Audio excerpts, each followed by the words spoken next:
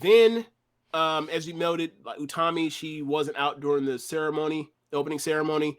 Mina comes out, or actually Utami comes out first, and Utami comes out, and she was wearing her red belt championship gear that she has not worn not one time since she lost the red belt. All we need is the extensions. Let's go. Bring them And back. no, and she had the hair in. Oh, okay. It didn't look like it. It looked like She her had the hair natural in. kind of. It wasn't all red. It was black. Ah, But she did put hair in. So she brought the power back.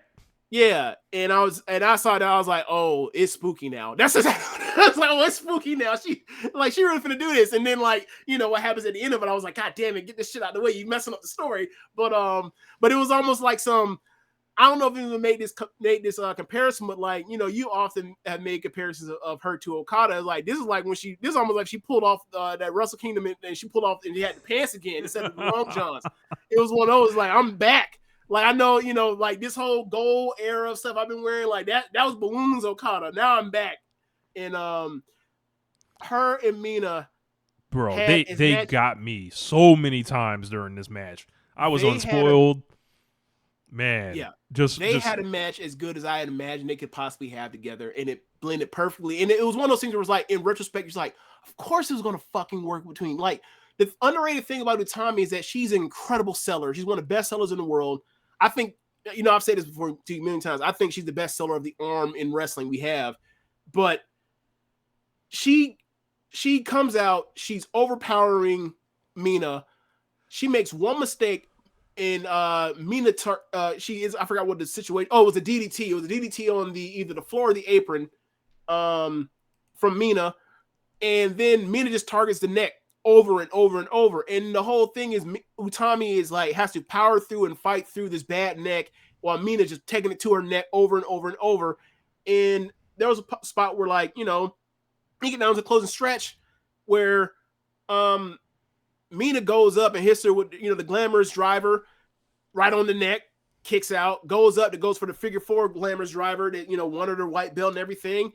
And Utami managed to slip out. She ends up mounting some offense. She goes to hit her with a big bridge in German that she ends up winning most of her matches with, or a lot of her matches with.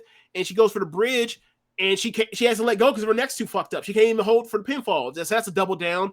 And they continue going a little bit more. And then Utami, instead of she was trying to get her for the I think she hits a rack bomb. Mina gets out of it. Then she hits her up with the a gut wrench power bomb and then drops her.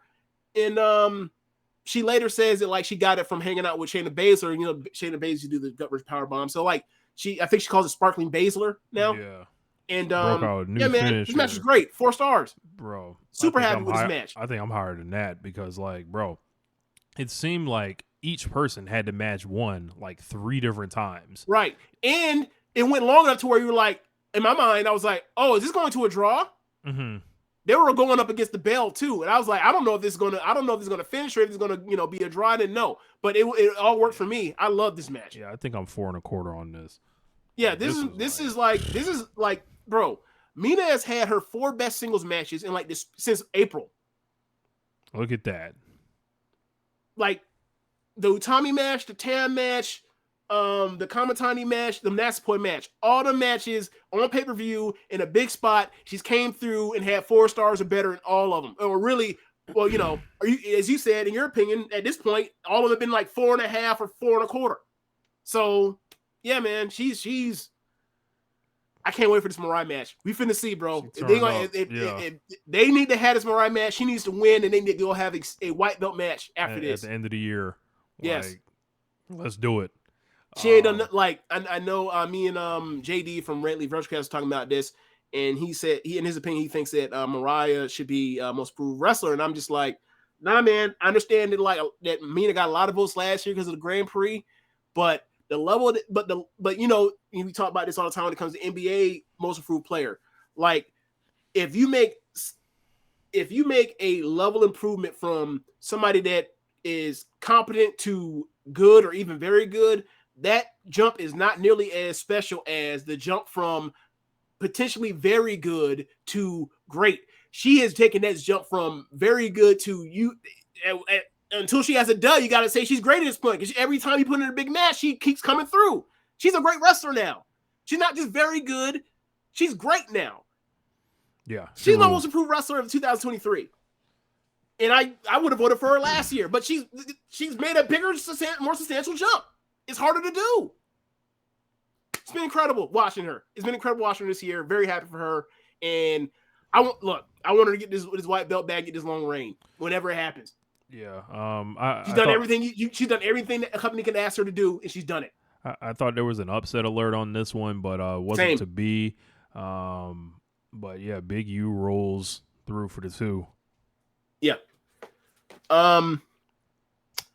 So then you get following that, you get Mariah versus Momo, and this match started out a little slow, and then by the time it got going, they were cooking. Yeah. I gotta say, it feels good to see this Momo back because we hate seeing much of it this year. This woman is 23 years. This woman is 23 years old and been written off. This is still one of the best wrestlers in the world. She's 23, Bro, Rich. They have written her off like a young 2-guard, like that was in like the early 90s or some shit. Like, yeah, they're 25 now. It hasn't really popped off. Rich, they treat her like she's Chauncey Billups in Boston. Yeah, exactly. Like, nah, I'm not gonna work. Exactly. Okay, all right. Exactly. Okay. Look, man. I donned the Momo Watanabe jokes. I engage in it. I traffic in it. I will never disrespect that woman's ability. Like, never. The second they want to just say, hey, we would like to push you again, she'll be ready for it. Press the button. She got the win here, so she's probably gonna secure a white belt match sometime in the future. Yeah, bro. Some of the counters in this were just like, there was a spot, I forgot, I can't remember what it was, but she turned into basically a Meteoro where like Mariah had her overhead and she just turned to Meteoro. I was like, Jesus Christ, she's still fucking brilliant. I just Momo Watanabe, I can't believe they just wrote her off like this at 23 years old. A 9.04 rating on Cage Match wrestling score. Yeah. So, well, I don't want to spoil it because I'm gonna be giving away JD's behind the wall content, but like, she's elite. She's been elite over the last 5 years, even with this down push for the last year and a half. She's still elite. Now I'll leave it at that. King of the North. Never count out Momo Watanabe. It's ridiculous. It's ridiculous how good that woman is. It's just like, nah, like, bro, I still have a hard time saying Utami's better than her. Because I was like, nah, man, she's more versatile as a wrestler. Like, Utami shines in singles. Momo can do it all. Tags, trios, even the death matches, doing this heel shtick bullshit and still having quality matches with it. Just so fucking good. Anyway, so the next match after this, Shuri versus Suzu Suzuki. Good God, and they went out there and they set a high bar for whoever is going to try to top whoever has the best match in the 15-minute block segment, because this is, I mean, I don't think this was as good as the Shuri and Utami an opening weekend from last year, but it's in the discussion as far as like it's gonna be a while before you get a match as close as good in that same time span to beat it. I gotta say, awesome. James, I feel like I should have seen DJ Premier sitting ringside. I should have seen Large Professor sitting ringside. I should have seen Pete Rock sitting ringside. I should have seen the Hitmen.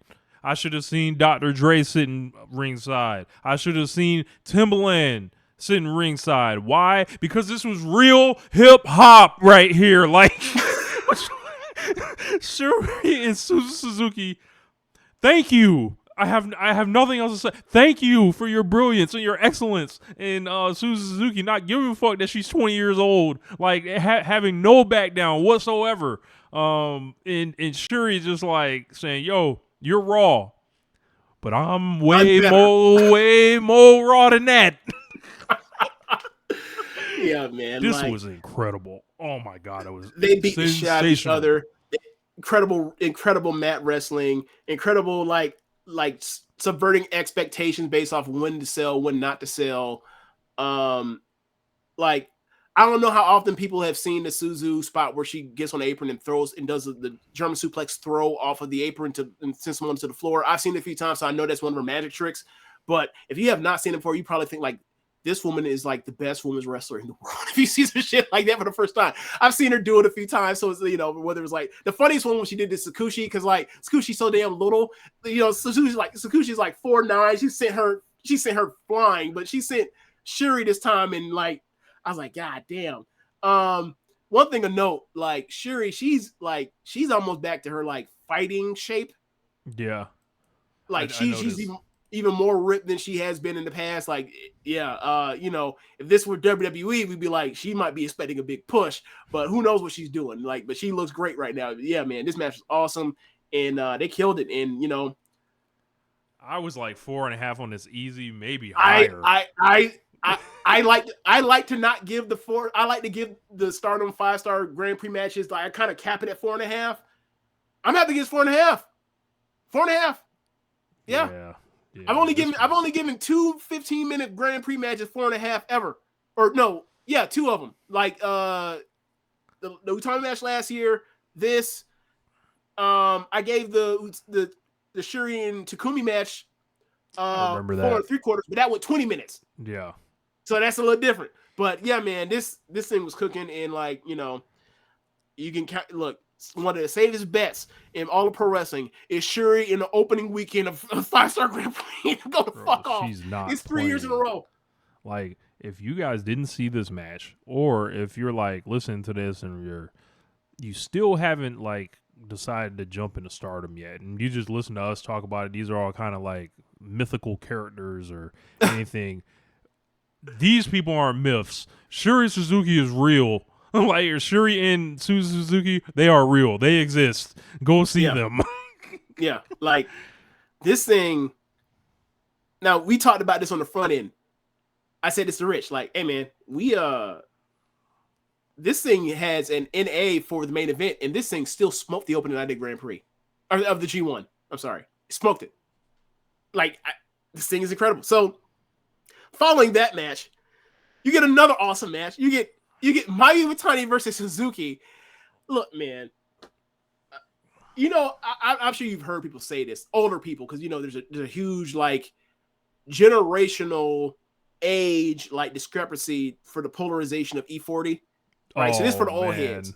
This is for the old heads. So like, if you're 45, like you're a person that's likely to say, and there ain't no out rapping E40. There ain't no out wrestling Suzuki. This one was fucking awesome. So like, as violent as like the last match was, it was like violence. They were kicking the shit out of each other. It was all that. Like Mayu and Suzuki come out here and it's just this beautiful wrestling. That's just like, it's like, it's gorgeous. It's still violent, but it's just big move, impact move.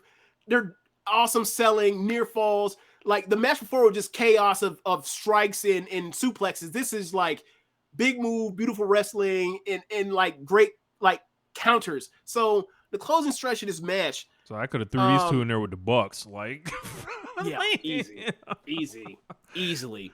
So closing stretch of this match, Mayu goes up, hits the beautiful frog splash, gets it near fall, goes back up, goes for the moonsault. Hazuki rolls out the way at the very last second and rolls all the way out to the floor. Mayu comes out to go for the tope. Hazuki ducks out the way. She runs it, and Mayu flies into the crowd of catchers. Hazuki gets in the ring, rolls out, hits and the ducker or the catcher's still down. Mayu has to catch Hazuki by herself. Damn near, they both almost die. Because they're both falling almost seemingly head first into the bare floor because they're out of space for the mats, right? The mats have ran out of real estate. Gets up, hits another one, gets her into the ring, and throws her into the corner, puts her feet into the second rope, and then hits a second rope like code breaker. Then goes up to the top rope, hits the senton for a near fall. She makes a face like, fuck, I thought I was gonna beat her. but she doesn't like freak out. She gets a little frustration, gets her up, goes for the brain buster, has her up there. Mayu slides out. Mayu then pushes her against the ropes. Hazuki comes back, super kick. Actually, not a super kick, but grabs her, tombstone. They're both down. Hazuki goes into the opposite corner. Mayu goes to the opposite corner. Mayu runs to the opposite corner and hits a running claymore into the corner. I was like, what the fuck? So, and then the rest was just like, it's academic from that point. Hazuki just is done. Gives her a big buzzsaw kick, and then goes up for the moonsault. Hazuki kicks out. Goes to give her the big 2-stage dragon suplex. Hazuki then gets out, hits the Lamayi straw, kicks out at 2.999. But Hazuki can't follow. That was her last gas. She has nothing else. And Mayu knows it. Buzzsaw kick or super kick, which one? Can't remember which one. And then Hazuki no-sells it. And then Mayu ducks behind her, hits the flash dragon suplex. Hazuki kicks it one, gives her another kick, and then hits her with the 2-stage dragon suplex. I was like, Jesus, these two just geniuses, man. They're just yeah, man. They're so fucking good. They make this shit look easy. Yeah, it was just like, this is why this shit killing the G1. I'm about to get real tribal right here. Like, yo, like, bro, motherfuckers want to talk about tournaments, you know. Like, you want to be like remember when I was on this show a couple weeks ago talking about the Own Heart tournament? There are no fucking dynamic workers in this. This fucking tournament rolls out Utami or Natsupoi and Starlight Kid, Utami versus Mina, Momo versus Mirai, Shuri versus Suzu Suzuki, Mayu Watani versus Hazuki, Julia versus Cero Ano, all back to back to back to back to back. Yep. And then I've got G1 days where there's one good match and shit happening. What are we doing here? Screaming from the mountaintops. This is the best tournament in wrestling. And look, in newsflash, it didn't happen just this year. This is the last 2 years, it was a better tournament. And obviously it looks like we're headed towards a 3-peat. And I said that in the preview. And like after watching this night, it was like I may have undersold how big of an onslaught this is. This is just not even fair, it seems like, man. Miss me with Chase Owens versus Hikuleo. Like, I no. Yeah. I don't want to hear it. Evil and Finley. I don't want to hear it. Sonata struggling in the main events. I don't want to hear it. Tell who you want. So, you know, we went on this rant now, and then like after this comes Julia versus Ariano. So these two start off with these fucking psycho loons. Get in the ring. Yeah, they start off with some mat wrestling. End up on the floor or outside on the apron. They take it out to the horizontal ramp, and then they basically tease like the Shuri and Julia spot from Sumo Hall that I was at the end of last year. And except what they end up doing is Ano slips out of it, and then she gives Julia the big vertical suplex on the chairs. Yes. And then the back of Suzu's head gets busted open. Or not Suzu, but Ano, and she's bleeding for the rest of the match from the back of her head, and it trickles down. And she's, you know, because she's a goddamn, you know, as we talk about, a low life scumbag. She's just reveling in the part where like I got blood. I got blood in the match. I love it. And then they proceed to throw each other into opposite sides, just dumping each other on the chairs over and over again. Sets of chairs or whatever else around ringside. They get in the ring, and they proceed to go out there and just kill it again. They have basically another sprint match after that or whatever else. It's just awesome. And ultimately ends up going to a draw where Julia at the last thing got the glamorous driver, but end up getting only getting a 1 count from Daichi as the bell rang. But it was awesome. I gave this 4 1/4. Yeah, man. I feel like we may be underrating some of this stuff too. Like these cage match scores are off the charts on this show. I don't know if you've seen them. I've seen it. I thought at first like it might be a little high. And honestly, like I wanted to rewatch this. I watched this on like 3 hours sleep, but I was like Yeah, I was in man. love with these matches. This Also, I shit. didn't mention it, but I gave that Hazuki and Mayu match 4.25 as well. So like we're just follow 4.5, 4.25, 4.25.